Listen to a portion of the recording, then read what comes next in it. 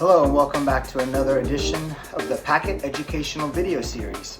Today we are going to talk about the third of the 5 essential strokes necessary for advancing your rudimental vocabulary.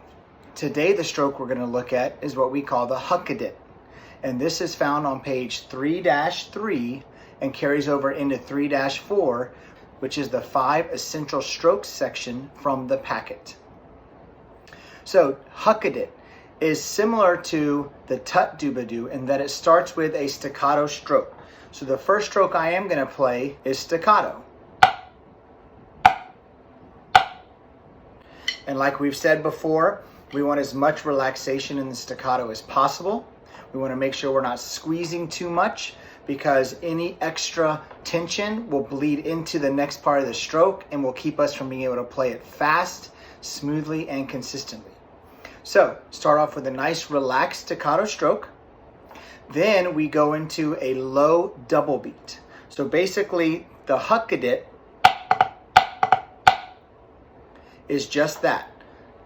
Staccato accent, and then so that's the huck, or the staccato stroke, and then a-dit is my low double beat.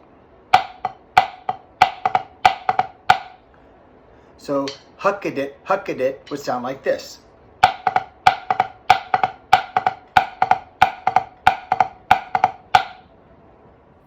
Now, we use this Huck-A-Dit anytime we're going to play a rudiment or music that needs you to go from a accented staccato stroke to a low-end double beat or diddle phrase.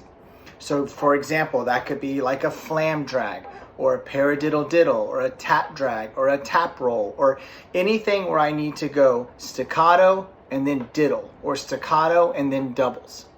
So like I said, the first part of the stroke is the staccato stroke. Well, the skeleton of a Huck-A-Dit is basically what we call bucks. That's an accent into a tap. Accent, tap. And then on the tap,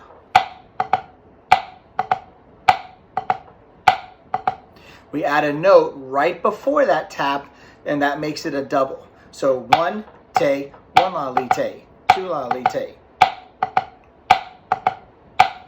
And a lot of times we think of the Huck-A-Dit as an 8th note skeleton, and then the rhythm is actually based off a 16th note triplet. So one la li te, two la li te, 3 la li te, 4 la li te, and I'm ending on the te or the upbeat. So 1 te, 2 te, 3 te, 4 te, 1 li te, 2 li te, 3 li te, 4 li te, 1 te, 2 te, 3 te, 4 te, 1 li te, 2 li te, 3 li te, 4 li te, 1.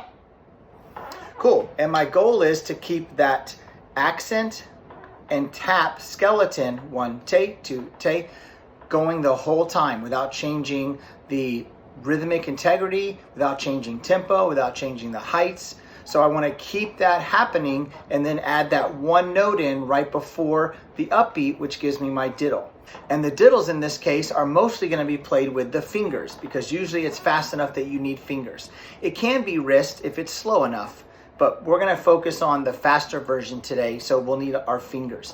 If you haven't watched the first video of fingers from the 5 essential strokes, please go back and check that out. All right, so 8th notes followed by adding the 16th note triplet.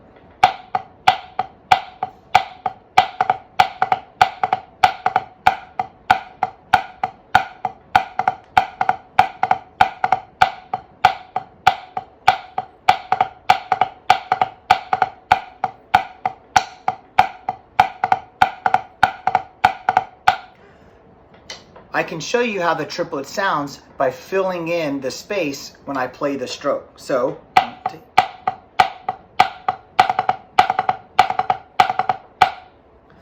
I filled in the entire 16th note triplet of 1 la li te, 1 la li te, 2 la li te, 3 la li te, 4 la li te, 1 la li te, 2 la li te, and that's how I can fill in to check the rhythmic integrity of the Huck-A-Dit.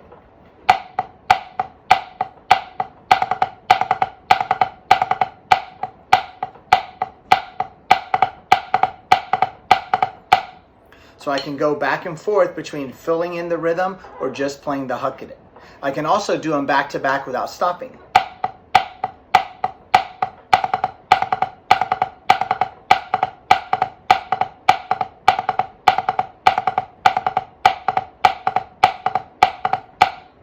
And I want to make sure that when I take out the fill-in note, that the double doesn't change. So I can put it on the soft part of the pad and do the same thing.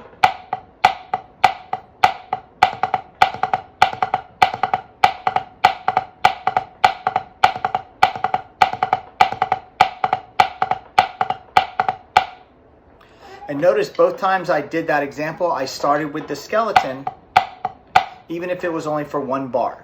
I think it's really important when you're working on these strokes to start with the skeleton, to have that structure that you're going to work around the whole time you play the stroke. All right, so the first exercise we're going to look at is basically one full measure of skeleton and then one full measure of adding the Huck-A-Dit.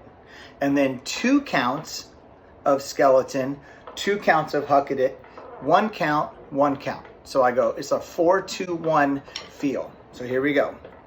1 take, 2 take, 3 take, 4 take, 1 take, 2 take, 3 take, 1 take, 2 take, 3 take, 4 take, 1 take, 2 take, 3 take.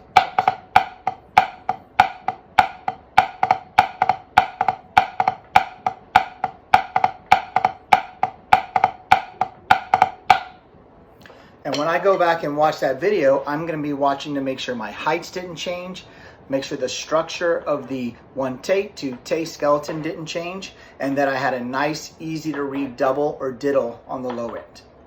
So the most common mistakes I see from this would come from how much tension you put into the staccato stroke. So the over tension staccato stroke, which is where I keep squeezing even after I've hit the drum and I've already stopped the stick, that's going to show up in a really harsh or closed double.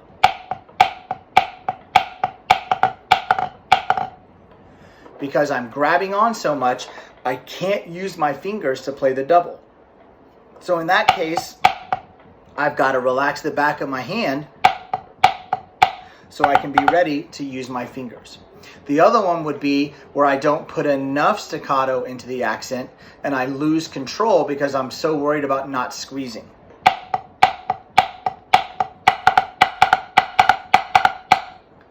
And that's the other mistake we see. So that's why it's so important to play the skeleton and to be really comfortable with your 2-height tap accent control, because all of these strokes need that control.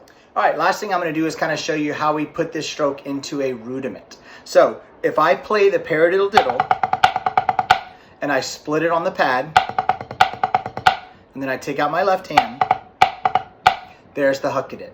So the Huck-A-Dit is literally half of a paradiddle diddle if I split my hands into 2 parts. So I'm going to build back to the paradiddle diddle by using the skeleton, the Huck-A-Dit, the triplet check, and then the paradiddle diddle. So here we go. Skeleton, Huck-A-Dit, add the triplet, finish the paradiddle diddle. So it all started with my skeleton and it ended with the actual rudiment. So let's see that again. Skeleton, Huck-A-Dit, play the triplet, finish the rudiment. Good, and I'm going to do that whole thing split on the pad this time.